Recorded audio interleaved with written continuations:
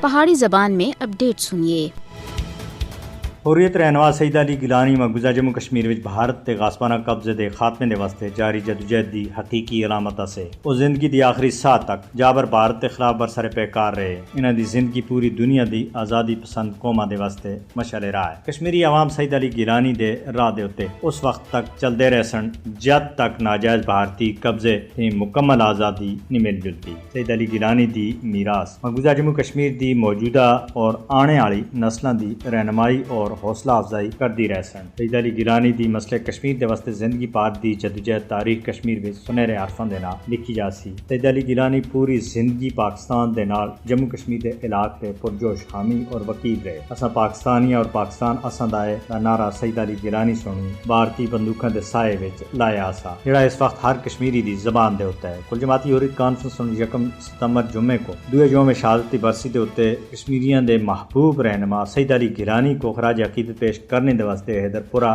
سری نگر وچ انہاں دی مزار دی طرف مارچ دی کال دتی ہے۔ انہاں کو خراج عقیدت پیش کرنے دا بہترین طریقہ انہاں دے مشن کو پائے تکمیل تک پہنچانا ہے۔ سید علی گیلانی تنازع کشمیر دے اوتے اپنے غیر متزلزل موقف دے اوتے کشمیری عوام وچ بڑے پیمانے دے اوتے عزت اور احترام دی نگاہ دے دیکھے جاندے ہیں۔ بھارت کشمیری عوام دی سید علی گیلانی تھی محبت کو کدے بھی ختم نہیں کر سکتا۔ تحریک آزادی کشمیر دے واسطے بیش باک قربانیاں دی وجہ تے حکومت پاکستان دی طرف تے انہاں کو 14 اگست 2020 وچ پاکستان دے سب دے بڑے سول ایوارڈ نشان پاکستان دے نوازیا گیا۔ انہاں دے خیالات کشمیری نوجواناں دے واسطے آج بھی امید دی کرن ہے۔ بھارت سن انہاں کو 10 سال دے زیادہ عرصے تک لگاتار کار وچ خانہ نظر بند رکھیا، لیکن او انہاں تھی آزادی اور مزاحمت دی سوچ کو کھسنے وچ ناکام رہے۔ سید علی گیلانی دا کمزور جسم مقبوضہ جموں کشمیر وچ تعینات 10 لاکھ تے زیادہ قابض بھارتی فوج تے زیادہ مضبوط سا۔ وہ اپنی موت تھی بعد بھی قابض بھارتی فوج دے واسطے خوف دی علامت بنے رہے، جنہاں سن بے شرمی دا مظاہرہ کردیا ہویا سید علی گیلانی دی میت کو قبضے وچ گھن کے انہاں دی آخری وصیت تے برعکس زبردستی فوجی محاصرے وچ حیدر پورہ قبرستان وچ رات تے اندھیرے وچ دفن کیتا۔